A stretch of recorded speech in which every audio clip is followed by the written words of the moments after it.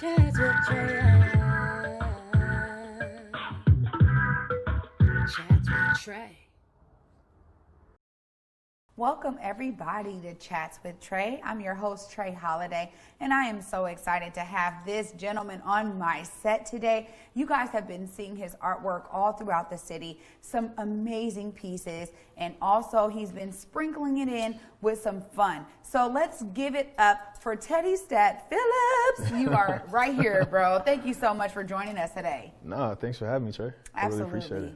Well, you know what? It was so funny because I read this article on you and I was like, this young brother is doing all kinds of amazing work around the city, you know? I appreciate that. How has it been for you? I know this movement has been picking up and a lot of artistry has been at the center of this. Yeah, it's been huge.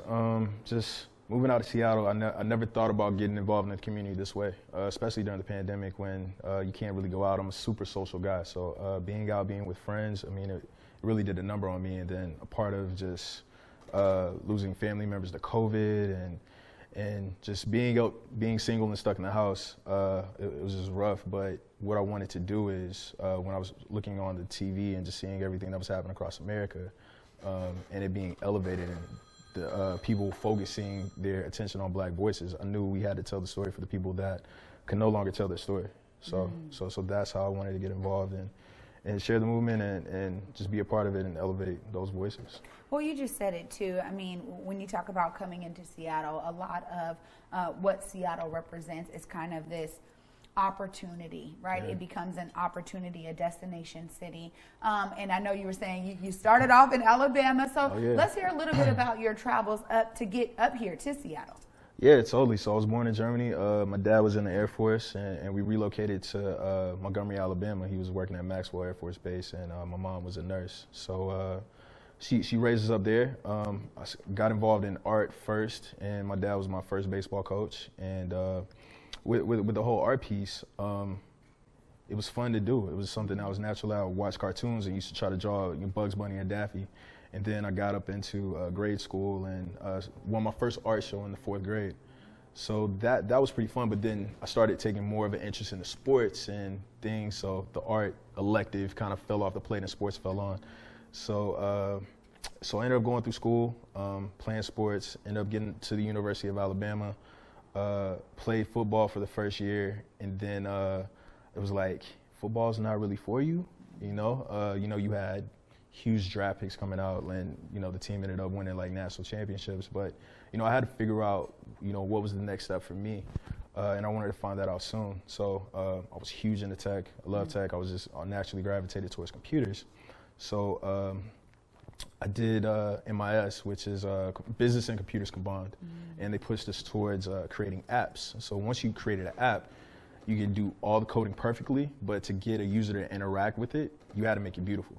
So that's when I realized, okay, becoming a graphic artist and getting back into arts, this might be something that you might want to look into instead of depending on a graphic artist to come up with it all the time. So that's how I got back in. So I developed, after I left college, started working at HP in Houston, Texas. So I moved out to Texas during that time. And then I wanted to get into cybersecurity. But once I moved to Austin, I got involved in the tech community. And in the tech community there is super strong. And it's super diverse. So I want to create something for Black people. I was going on the App Store and I was playing Ellen's game, which was Heads Up, and I was like, oh, this is pretty cool. But when I took it back home, we only played the hip hop category. Yeah. I'm like, there's so much Black culture you can put into this one app. So that's when I created For the Culture. That was my first app, and it ended up doing pretty well. So For the Culture is a Black trivia history game based on Heads Up, but it's for the culture, like the title says. But yeah, so I released that. We're at 750,000 downloads and over 40 million gameplays right now. So I'm super proud of that. Absolutely, man. I mean, you know what? I thank you for laying that out, because I think sometimes there's this, we talk about it a lot.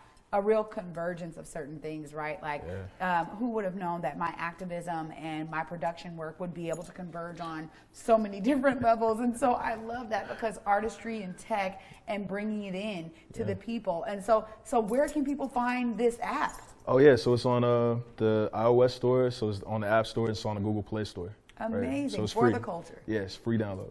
Amazing. I'll definitely be downloading, because that, you're so right. And one of the things that I love about this movement, as we kind of talk about the movement a little, one of the things I really love is so many people are becoming educated on what, you know, specific culture has brought to America and how it's made America flourish in certain regards.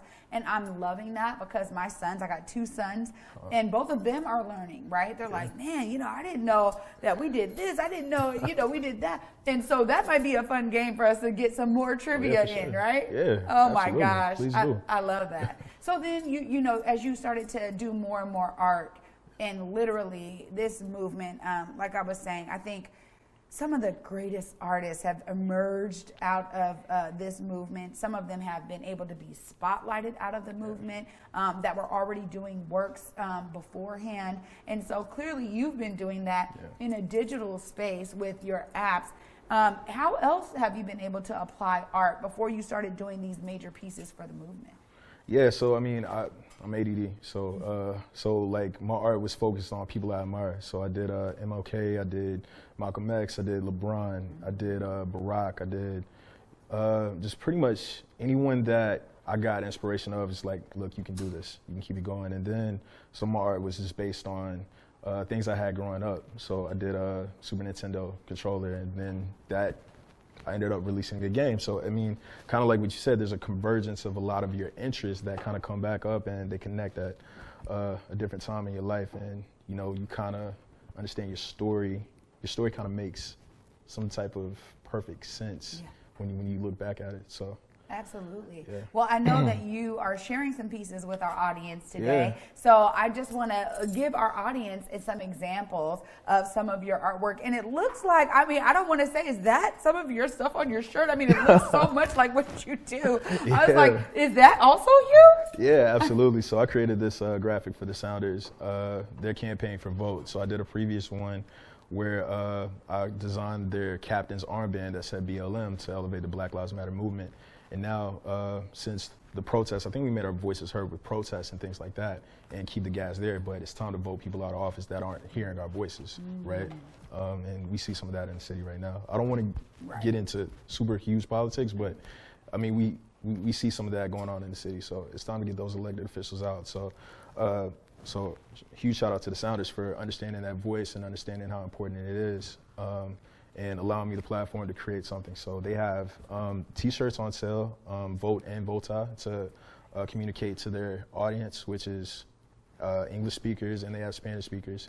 And then they have these banners up in CenturyLink right now. So when you're watching the game, on both ends, you have Vote and you have Vota. So they're keeping the conversation going forward. And I'm proud of them for doing that, and just other teams around the league. Listening to the players that are on the field playing for them and the communities that they come from, to actually provide a platform to make their situations better. So, you know so what? I love it. You are so right. I think one of the things that I was sharing with my son, again, another convergence, because for him, you know, sometimes our young people are like, well, there's a lot going on. You know, he's 14, so he's not quite yet like, wait a minute, I need to fight for my freedoms, right? He's not there yet, but he understood through the movement of the professional players, the athletes who began to say, I have this platform, wait a minute, I can't take it any longer. I really need to stand up. And it is such a swell of energy involved in this movement. And so just you speaking on that, you're so right, because shout out to anybody who is really utilizing their platform in a way to begin to educate people, bring awareness out. I'm glad that you were able to work with them on this, because it is something that we definitely need to push. We know it's an election year, so totally. I mean, you know, we definitely. My thing is one of the things that I love that Omari has said, and I probably repeated it so many times, is for everybody, every citizen in this country, to take back their stake in this country. Right? It's like we're all stockholders. Right here. And we need to utilize our voices. Absolutely. Yeah, so what you're saying is it resonates with me. DQ, let's show a few of these clips that he has. He has some amazing artwork. So we want to make sure that the audience can see some of that.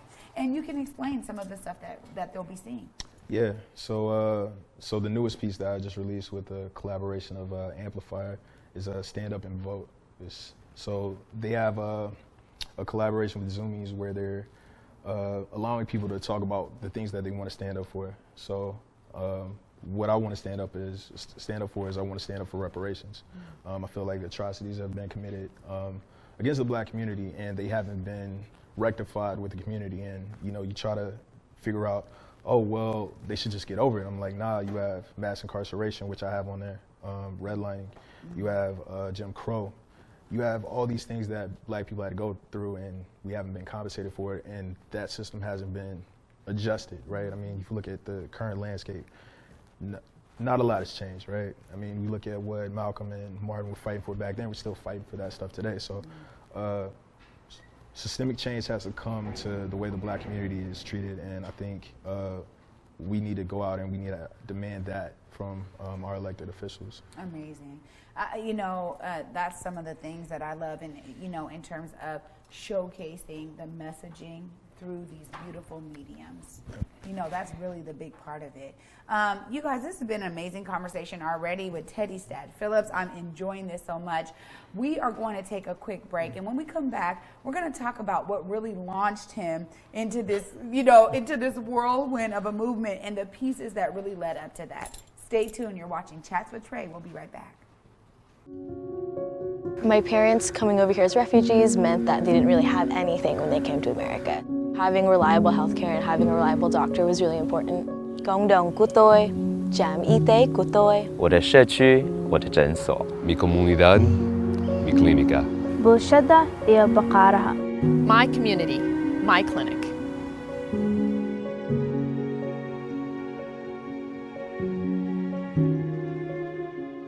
We're right here at East Precinct. It doesn't get any closer than this right now.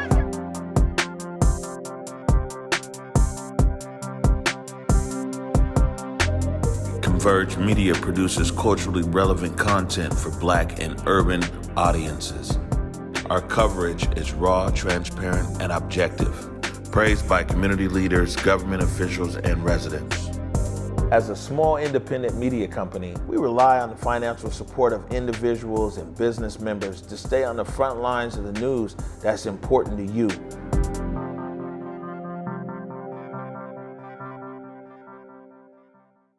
Welcome back, everybody, to Chats with Trae. It's been an amazing chat thus far with Teddy Phillips. I'm so excited to have you on today. And really, I love being able to go a little bit more in depth. Sometimes an interview or, articles, they find ways to maybe skim, have to trim it based on certain things, and they have their own parameters. So I love being able to bring people on and actually dive a little bit deeper. Appreciate that. Absolutely, man. Now, we got to get into it because you have just blown up, really, throughout the city. Your art, I've seen it all over the place. And I know we have more images to show the audience. And so, George Floyd piece, piece, let's hear a little bit about this history, and I know we'll show it for the folks. Yeah, so that was probably my first viral piece.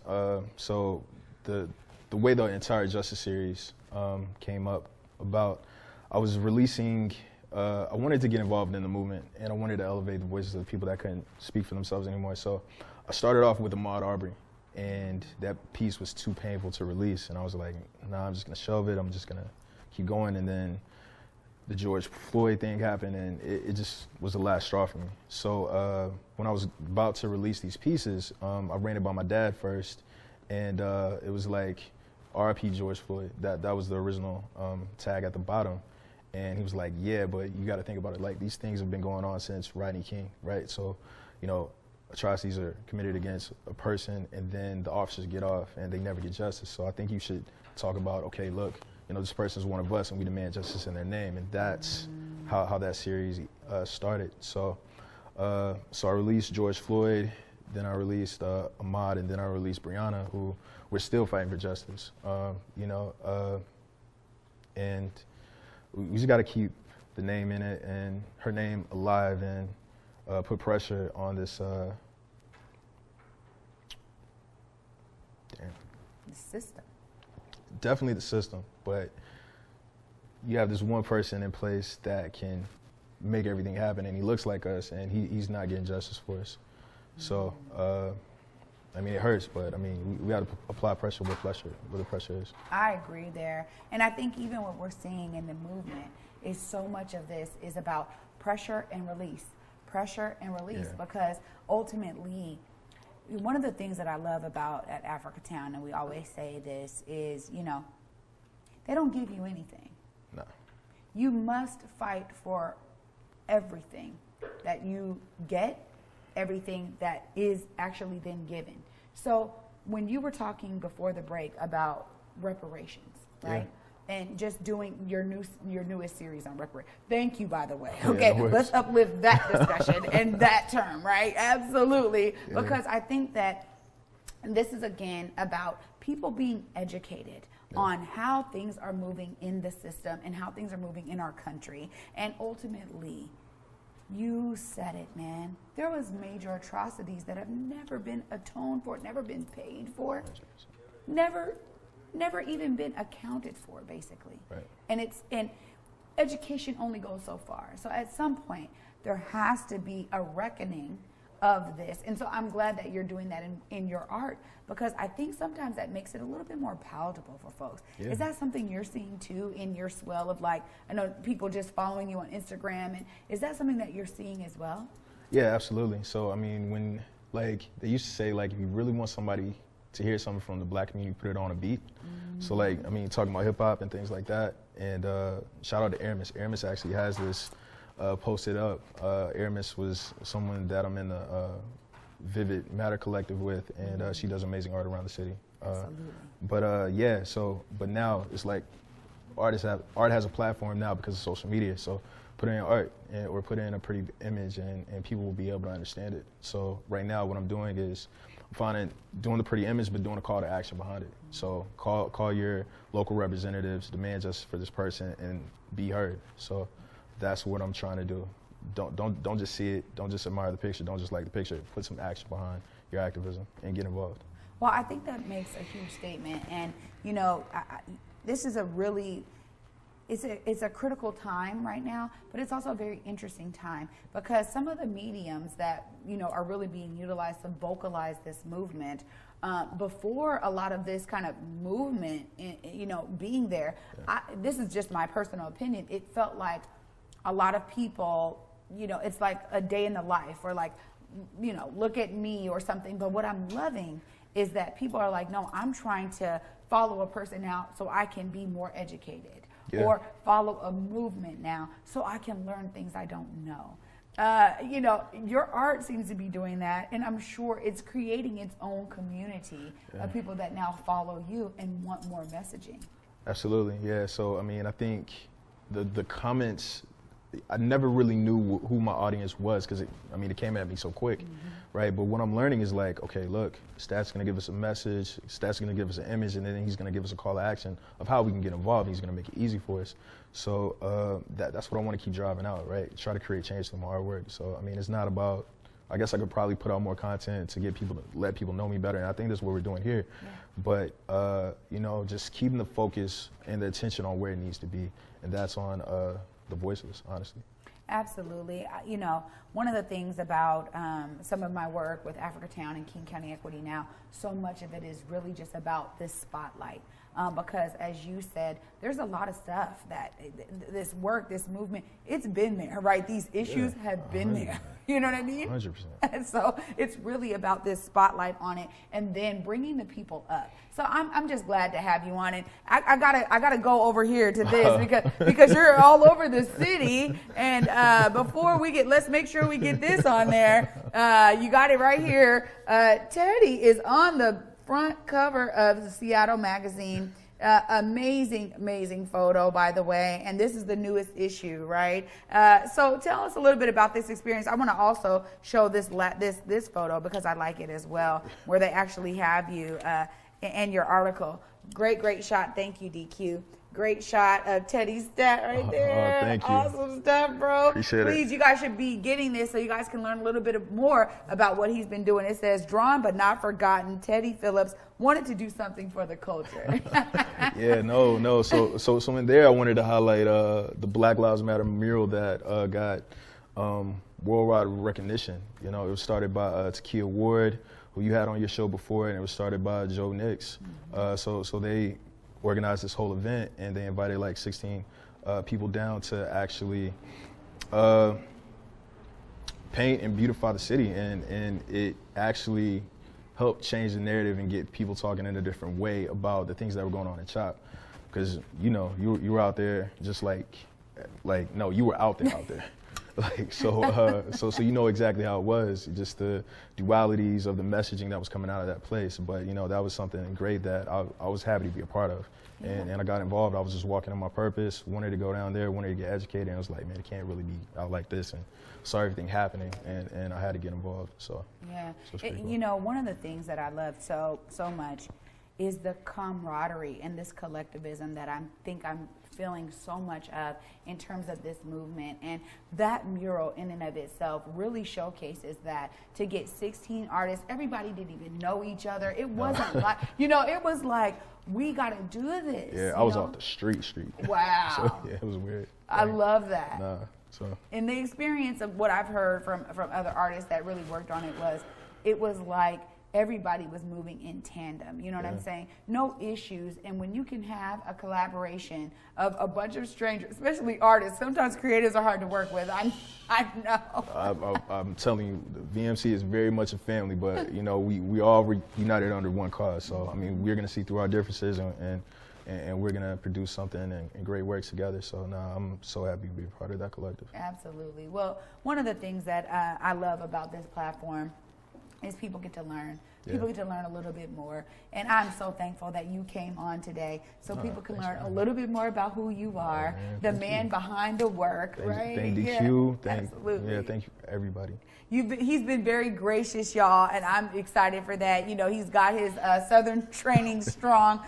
Once again, you guys, I just want to say thank you. You know, because it means a lot. And I think that sometimes what I experience in our city is when someone gets to do some amazing things, sometimes they're like, well, I don't have the time for that or whatever. And this is really such a showcasing of what real community looks like, because it's about relationship building. 100%. Yeah, I say that all the time. So I'm just thankful that you were able to be on today. Nah, man, thanks for having me. It's truly an honor. Like, you know, I love what y'all were doing in the community, and I know y'all are real because I saw you all out at CHOP every single day. I was going for my walk, so I was like, nah, I got to do this one. So nah, but thanks for giving me the honor to do it. So I appreciate it. Absolutely. We'll be in contact because I know there's going to be plenty more on the horizon. You're going to keep creating, I'm sure, and keep the messaging alive, bro, in all of that you create. It's beautiful to witness. And for me, we were talking a little bit about the primary colors and playing on the primary colors. Yeah, clearly, we have that in common. You know, I'm all about it. Nah, man, they got to get your kicks again. You know it. They know about these platforms. They know I love these ones. So thank you again. You guys, this has been another amazing episode of Chats with Trae. As you know, so much of the work that is done right now is a collective effort. It takes the voices of us all. It takes the interest of us all. It takes the skill set and experience of us all to actually bring in something that creates collaboration and that creates shared thought. And that's what we're seeing right now in this movement. It's been amazing to witness and to be a part of, as so many young people have gotten involved and began organizing and creating opportunities for their peers to be involved in this movement. I want you all to know, and as I've said before, if you haven't brought your brilliance to the table yet, if you've been on the sidelines watching all of this happen, maybe dipping your toes in the wade of the water a little bit, I encourage you to full throttle that thing, because honestly, what we've been talking about right here in this episode is that nothing is handed to us. We must press, oppressed for everything that we're given. And one of the things that we want to show this country is the resilience of the people. And that's why it takes all of us. So once again, I am so thrilled and honored to bring you guys another voice of this movement, and also just another person that you guys can connect with on IG. You guys can find him at Stat the Artist. Stat the Artist. Thank you for that. Yes, find him at Stat the Artist. I want to make sure I get that in there so that you know where to plug in and where to see some of the coolest imagery, really, that's wrapped around Seattle and this beautiful emerald city of ours. Once again, you guys have been watching Chats with Trae. So glad you guys gave us your time. Thank you for all of your support out there. We're so appreciative over here at Converge. Very, very much appreciative, and much blessings to all of you out there. I will be back next Friday at 2 p.m. And I think you guys will be having some amazing guests coming up, because I've been just talking to amazing people. So we're hoping to give you week after week content that keeps you informed. It's been Chats with Trae, and it's been great. Peace, y'all.